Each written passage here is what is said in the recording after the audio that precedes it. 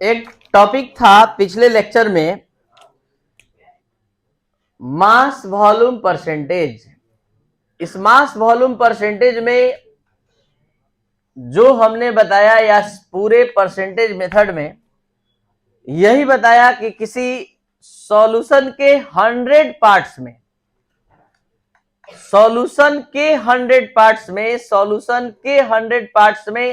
Solute का जो part होता है वो सॉल्यूट का पार्ट ही परसेंटेज मेथड में सॉल्यूशन का स्ट्रेंथ कहलाता है। तो 100 में सॉल्यूट के पार्ट को एक्सप्लेन करना परसेंटेज मेथड कहलाता है। और इस परसेंटेज मेथड में भी एक टर्म था मास वॉल्यूम परसेंटेज।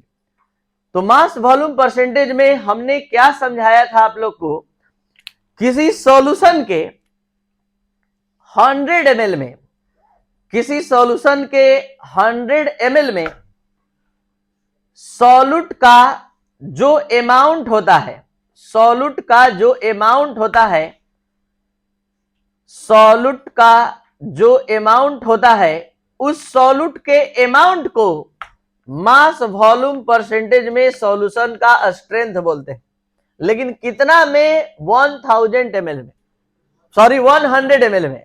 आज 100 ml से थोड़ा सा बढ़कर 1000 ml हो जाएगा, तो यही मास वॉल्यूम परसेंटेज से बदलकर ग्राम पर लीटर हो जाएगा। एक बार फिर से इसी को ध्यान से सुनने का क्या फायदा है, अलग से कुछ नहीं अपने माइंड में रखना पड़ेगा।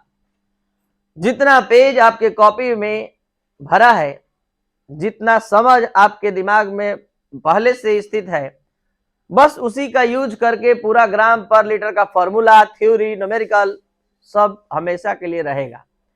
कैसे? ध्यान से सुनने पर। किसी सॉल्यूशन के 100 ml में सॉल्यूट का जितना अमाउंट होता है वो मास वॉल्यूम परसेंटेज में सॉल्यूशन का स्ट्रेंथ होता है। और 100 ml में एक जीरो बढ़ाकर 1000 ml में अगर हम सॉल्यूट के पार्ट को सॉल्यूशन में एक्सप्लेन करेंगे, सॉल्यूट के अमाउंट को सॉल्यूशन में बताएंगे, तो वही कहलाता है ग्राम पर लीटर। और यहीं से हम डिफिनेशन ला दिए, the amount of solute present in the amount of solute present into the 1000 ml 1000 ml आप सभी स्टूडेंट जानते हैं 1 लीटर के इक्विवेलेंट होता है। तो 1000 ml और 1 litre of solution is called strength of solution in the terms of gram per litre. अब जब आप मास वॉल्यूम परसेंटेज पढ़ रहे थे और ये हम माने थे कि VmL of solution contain x gram of solute, तो मास परसेंटेज पढ़ा रहे थे, तो इसलिए देयरफॉर 100 पर कैलकुलेट किए थे, x/v इंटू 100 आया था। आज बारी है ग्राम पर लीटर पढ़ने का। तो पर लीटर यानी 1000 ml में बात होगा तो ये 100 के जगह एक जीरो बढ़ जाएगा और ये अब धीरे से बदलकर परसेंटेज से क्या हो जाएगा, ग्राम पर लीटर। तो ग्राम पर लीटर का फॉर्मूला यहां से निकाला गया है। जिस तरह मास वॉल्यूम परसेंटेज का फॉर्मूला आप सभी के माइंड में फिट हो गया है कि इतना है मास वॉल्यूम परसेंटेज का फॉर्मूला, आज से इसी में थोड़ा सा बढ़ाकर x/v इंटू 1000 और अब लिखाएगा ग्राम पर लीटर। लेकिन तब लिखाएगा जब हमारा वॉल्यूम ml में हो। जब यही वॉल्यूम लीटर में हो तो अब 1000 पर कैलकुलेशन नहीं होगा।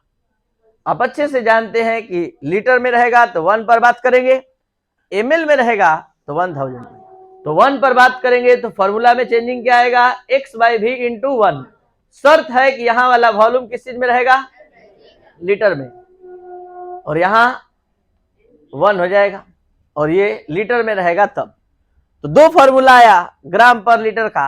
अगर ml में रहेगा ग्राम पर लीटर का दो फॉर्मूला आया, पहला x इंटू 1000 बाई v, ये भी ml में रहेगा तब। और एक हुआ x इंटू 1/v, v जब लीटर में रहेगा तब। और ये कैपेसिटी, ये फॉर्मूला, ये समझ दे चुका है कि आप सभी स्टूडेंट किसी भी क्वेश्चन को अब देखते ही ग्राम पर लीटर का क्वेश्चन बना सकते हैं। 1500 ml of solution contain 1500 ml of solution contain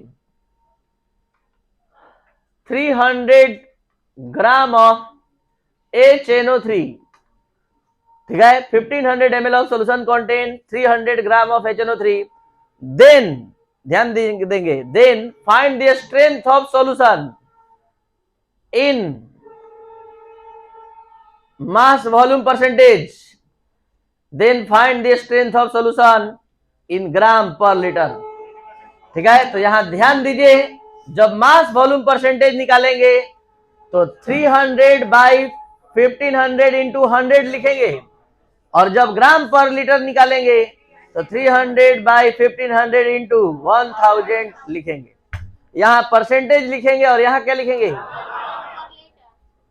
तो the amount of solute present into 1000 ml of solution or 1 liter of solution is called strength of solution in the terms of gram per liter.